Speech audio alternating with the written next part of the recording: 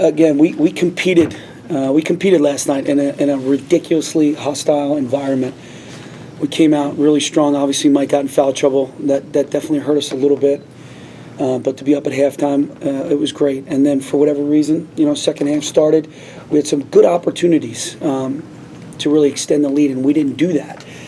And then they got on a little bit of a run, and we stopped making shots, and our offense got a little stagnant. And that always hurts your defense, your transition defense. I thought half-court defense was outstanding. Transition defense, it's always hard when you're missing shots. And, of course, turning the ball over, 15 turnovers. I think we had 6 or 7 in the first 6 or 7 minutes. So Penn State really hurt Penn State at that point early on. But, look, we showed some grit, and we showed a little bit of a grind out there, and the roof was about to come off, and we come storming right back with chances to take the lead. It's something we're going to have to do much better down the stretch here in the last couple of weeks is make free throws, critical free throws that I felt like we missed. But defense had to tighten up a little bit too. But really proud of the development. I like the growth. I like what we're seeing. Today we got to get 1% better. We'll watch film. And then tomorrow we start on Michigan. I'm not ready for Michigan right now. I'm ready for Penn State and how we can get better today. Just given the game that Mike had yesterday. Nice haircut, buddy. Yeah. Look good. Going after you. Please don't do that. You don't want this white thing. Yeah. Given the game that Mike had and then the free throws at the end, how are you just trying to manage him? Yeah, it's tough. I mean, he picks up 2 really quick ones. Really hard for him because he's playing close to 30 minutes a game, and he needs to stay engaged. And it's part of his growth and maturity to be able to handle 2 fouls. And we haven't cleared that hurdle yet, but it's a work in progress. He's still only a sophomore, so we got plenty of time to develop that and work on that.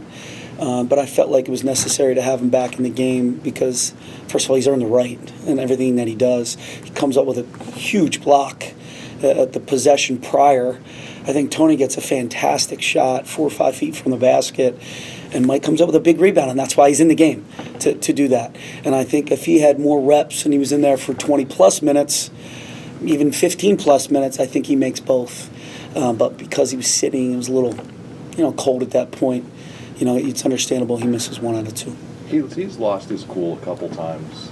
And when games are as important as these games are, what is your message to him about picking up that tech? Because that further reduced his... Yeah, you know what? If you watched it again, and you probably had watched it again, I thought it was Matthias who was yelling at him. I think they got that one wrong. I know he stood there. He probably shouldn't have stood there. But he came in, said something to him. I can't say that in front of you. But I think they got that one wrong. However, we need a little toughness. We need a little bit of chip on our shoulder. But it needs to be controlled, and it needs to be managed. And like Michigan State was about to get that way, and I took them out. We calmed them down. I know another game, Minnesota maybe, that incident. But he cares. There's passion there. We just got to work on the emotion side of it. And their 2 7-footers, I think, finished with, 16 points. I mean, the guys who came in, I guess, did a really good job. I felt the same way, Mark. Didn't you? I mean, I felt like, Satchel played pretty well, right? Extended minutes, 14 minutes. I thought Julian was terrific, right? He gave us great minutes. I thought Johnny gave us great minutes. So, we have a Big Ten team here that can go up against small and we can go up against big because we have the depth up front now that can really help us. Does Tony's Player of the Week, does that do anything for you guys in terms of perception of the program? And I know it had been a little bit.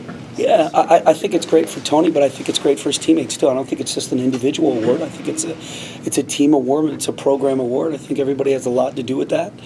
And I know he's very gracious and he'll be very humble and he'll thank his teammates for sure. But it's great to be recognized and get an accolade every now and then.